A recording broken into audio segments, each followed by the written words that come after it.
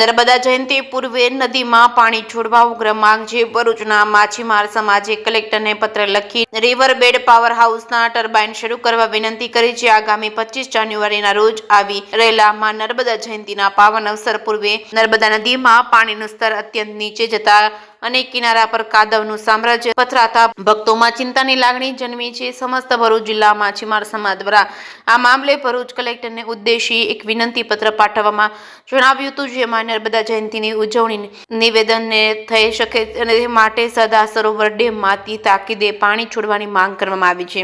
માછીમાર સમાજના પ્રમુખે પત્રમાં જણાવ્યું હતું કે હાલ નદીમાં પાણી ઓછું હોવાથી ઠેર ઠેર બેટ નીકળી આવ્યા છે। એના કારણે કાદવ જમા થયો છે, જેના કારણે ભક્તોને પૂજા અર્ચના અને દીપદાન જેવા ધાર્મિક કાર્યક્રમોમાં ભારે હાડામારી વેઠવી પડે છે। જે સિંહ સાથે કેતન મહેતા, ભરૂચ।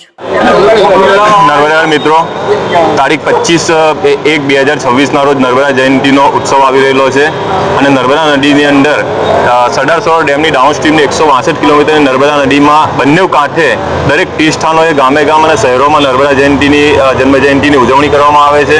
પરંતુ હાલ નર્મદા નદીના આ બંને કાંઠે 162 કિલોમીટરની નર્મદા નદીમાં તમામ જગ્યાએ પાણી છીછરા થઈ ગયેલા છે અને પાણી ખૂબ જ ઓછું છે। તેના કારણે બંને કિનારાની સાઈડ, ખાસ કરીને ભરૂચ જિલ્લાના બંને કિનારે કાદવ જામી ગયેલો છે। એનું કારણ માત્ર એ જ છે કે સરદાર સરોવર ડેમમાંથી પાણી છોડવામાં આવતું નથી। સરદાર સરોવર ડેમમાંથી હાલ ગોરબોલે ગેટમાંથી માત્ર 600 ક્યુસેક પાણી છોડવામાં આવે છે। તેના કારણે હાલ ડાઉનસ્ટ્રીમમાં નર્મદા નદીમાં પાણી નથી।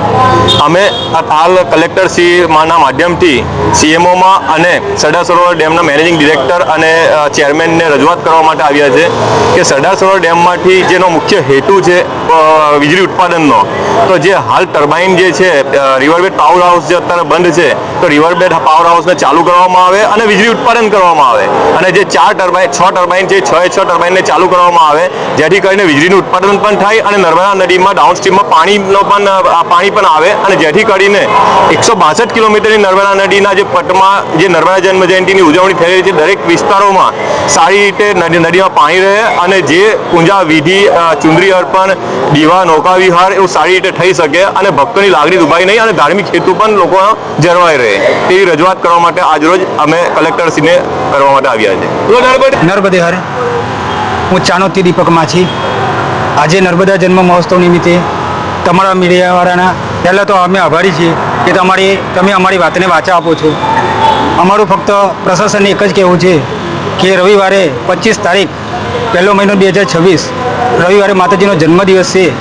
અમારી નર્મદાજી, અમારી મા અત્યારે સૂકી ભટ્ટ હાલતમાં છે, તો એના જન્મ ઉત્સવ નિમિત્તે જો સરદાર સરોવર ડેમમાંથી જો અમને પાણી છોડવામાં આવે અને માતાજીનો પ્રવાહ વહેતો થઈ જાય તો તેનો જન્મ ઉત્સવ ઉજવવાની મજા ખૂબ સુંદર રહે અને ભક્તોની લાગણી દુભાઈ નહીં, એવી અમારી પ્રશાસન પાસે માંગ છે।